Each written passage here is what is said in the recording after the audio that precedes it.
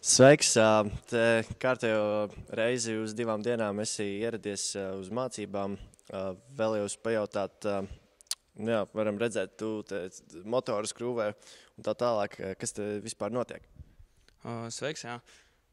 Tātad, kā jau redzat, mēs esam atkal Vanaviglā un šodien tieši nodarbojamies ar motora izjaukšanu, to sastāvdaļu mērīšanu un pārbaudām, vai viss atbilst tā normām. Varbūt tu varētu pastāstīt, ko tu šeit vispār dari, ik reizi atbraucot šeit. Tātad katru reizi atbraucot šeit mums ir savs plāns.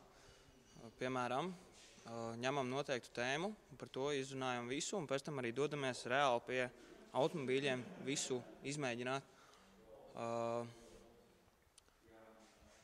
Cik ilgi jau tas notiek? Pagaidām tas notiek jau 1,5 gadu. Manuprāt, tas nav ilgi, jo sanāk atbraukt reizi 2 mēnešos un uz kādām 2-3 dienām. Skaidrs. Un kādas ir sajūtas, kādas, teiksim, izaugsmes iespējas, nezinu, kādas sajūtas pašam?